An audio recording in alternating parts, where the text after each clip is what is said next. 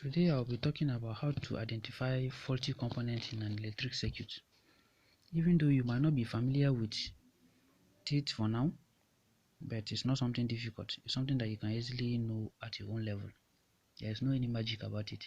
If you look at these two mobile phone chargers, you might not notice something, but by the time I turn the back for you to see, look at this one and look at this other one. I will be turning. Do you notice something? If you look at these two mobile phone chargers carefully, ignore that red wire, you will notice something. From the line I've showed you in one of my videos, this line, this side, everything here is our output. Everything here is our output. Everything here is our input. That is the AC current that is coming in.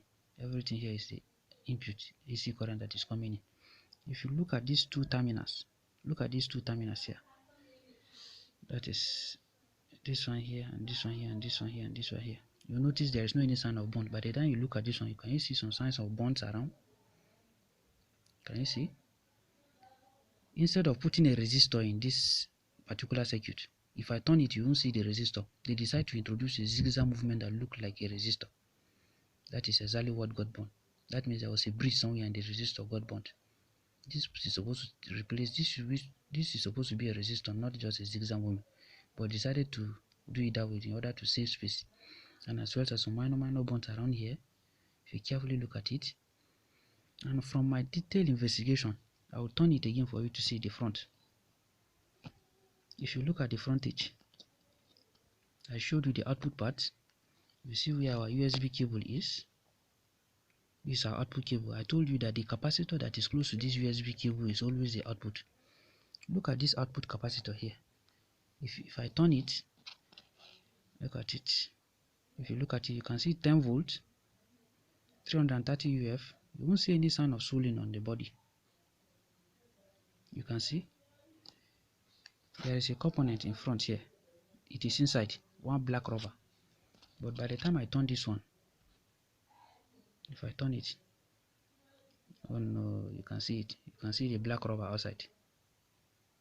You can see there's one black rubber outside. Let me turn it for you to see the voltage rating on it so that you'll be sure of the capacitor. You can see 10 volts, 470 UF. That's to tell you that what actually caused the damage of this charger is this capacitor. Because of the breach in it, it shortened the entire circuit here, and at the end of the day, the effect is manifested on this side, thereby leading to a complete burnt of this side.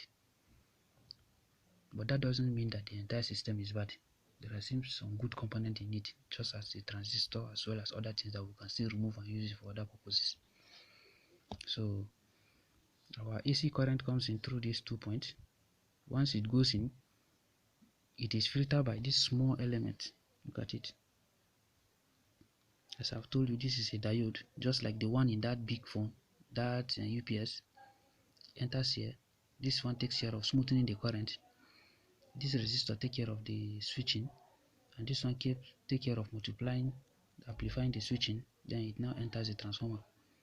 Then another effect is generated, which a higher current is given out with lower voltage here for our phone to use with the aid of this capacitor smoothing it. If not, if you connect your phone screen will be vibrating.